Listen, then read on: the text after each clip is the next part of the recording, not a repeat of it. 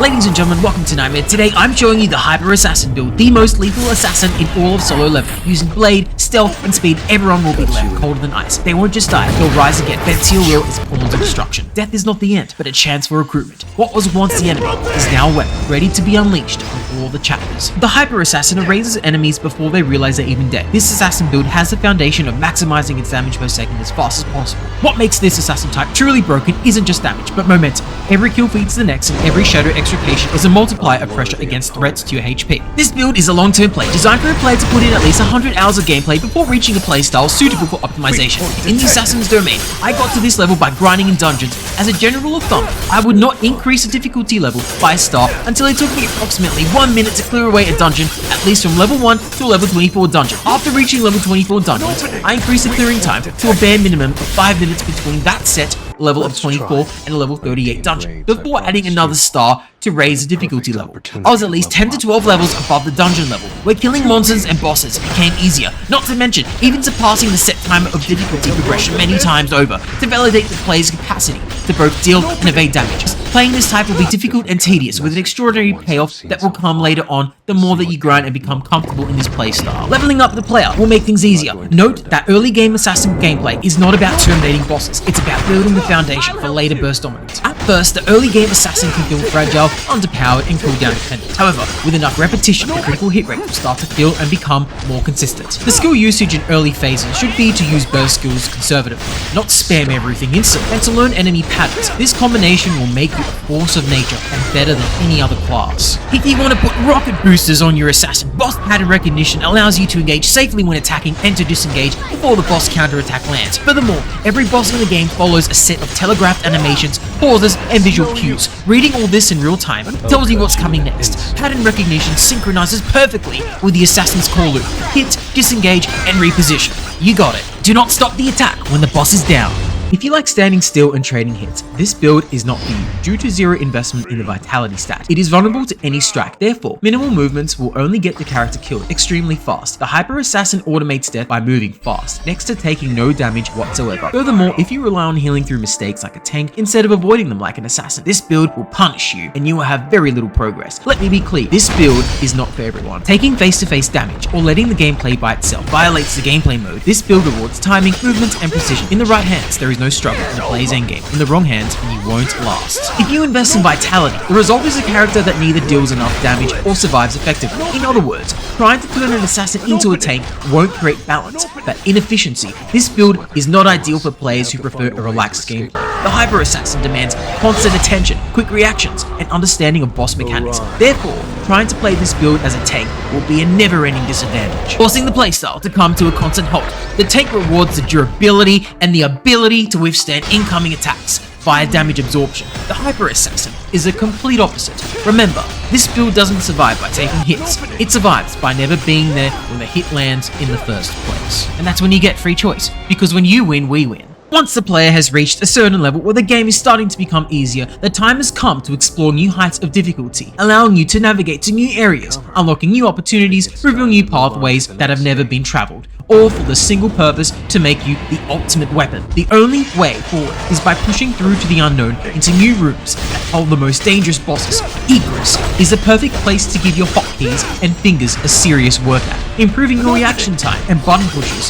When you're fighting, the core loop is simplicity. Disengage and then reposition. You don't exchange blows, you exploit openings. Remember, the Hyper Assassin rewards patience and punishes greed, so you want to watch your cooldowns. Once my burst skills are down, my damage drops, and so it's crucial to create some distance. There comes a time when you want to change clothes and hairstyle to reflect your player's achievements as new items, levels, and bosses become available. But then again, buying the DLC has its own glam corner you can apply to the Assassin's class. Even though clothes are purely cosmetic, they really make the character move, look, and feel in a different way, especially during combo dashes and bursts. The Overdrive gear is my personal favorite. Now let's not forget the stats. I've invested heavily into strength, agility, and perception, while neglecting vitality and intelligence. Stat distribution is critical to have an assassin that is effective and nowhere near weak. The Hyper Assassin lives and dies by the stat priority. I have only dipped my toe into intelligence. I would say that the strength stat is by far the most important stat to invest in, since it is the foundation of your base attack power. Increasing the strength stat enables critical hit rate consistency, high possibility to stack the critical damage, and to increase your overall damage in every fight. Strength is what makes your base attack and critical damage matter. Without a strong base attack, you're just a moving target, not the hunter. The agility stat determines how frequent extreme evasion appears. The more it is activated, the faster the combat, and the more reliable it is to kill with a critical hit play style. It also maximizes the damage dealt by the dagger, since investment into the agility stat increases your critical hit rate and damage. The perception stat is the most underrated stat, since it is the stat that makes sure that your hits actually land. Perception ensures that your bursts land clean during an enemy stagger. Not to mention it improves hit consistency, accuracy, and reduces the chance that your hits will miss. Given these three stats, I prefer to have a balanced approach and to level them up all at the same time. That way,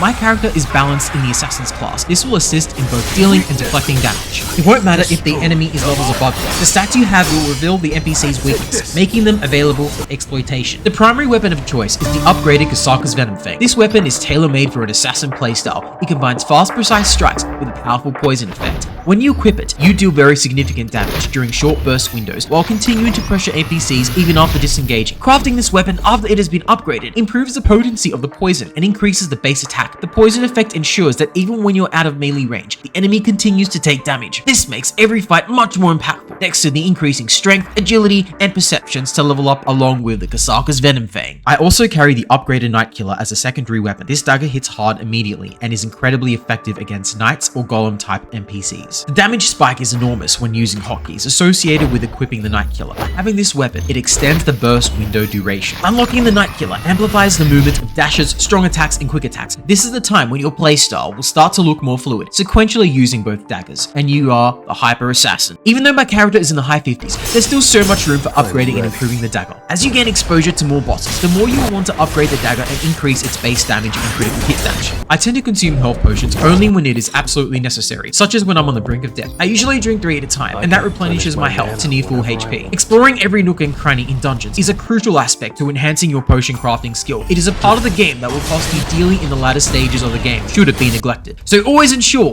that you make the time to collect items in hidden areas. That way, when the opportunity presents itself, you're able to improve your health potions, no matter how skilled you are. The assassin's skill tree is where this build comes to life. You want to unlock every single skill as fast as possible, so you can be a decorated killer at a much faster rate. Heavy investment into the sneak attack and the vital hit skill tree alone is a pathway to rapid progress in this class. It will mold the playthrough that is applicable to only the assassin class. I don't want to spread myself too thin, that's why I only select perks associated with the dagger and no other weapon. Selecting nodes that gauges a critical hit rate to a higher amount will extend the player's hit loop. Siloed staking in the dagger section will enable you to increase your damage per second. Body enhancements 1 and 2 is also a pathway to increase your critical hit rate. In turn, will make your version of Jinwoo much more durable. So, what's the end game?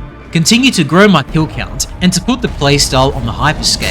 That means unlocking new daggers and ultimately your bottom line. There is a method to this level of madness, and it all begins with one thought, one decision, one dream, to be fully committed to extreme speed, never delaying a burst window when it shows. Going forward, this action must never stop because it will continue to be the catalyst for many results to come in dungeons, revolving bosses and loot. By level 58, you must maintain your leading standards of evading at least 90% of enemy attacks, and to close that gap of time, the ultimate goal is not to get hit, never consume health potions, while dealing the highest damage possible in the shortest time frame. Unlocking all perks should also be considered as endgame criterion to build in the assassin. Got assassin in capitals.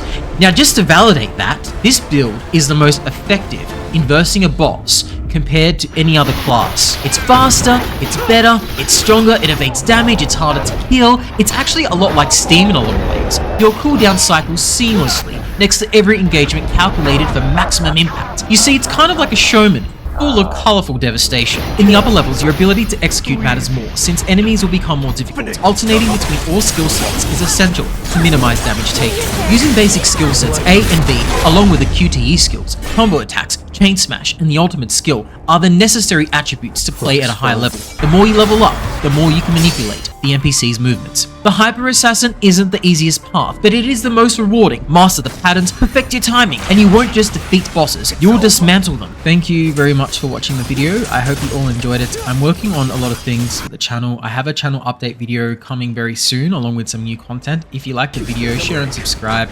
I also read all the comments, and see you all next time.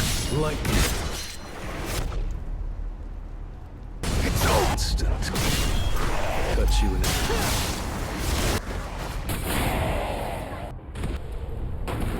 Point detected. It's over.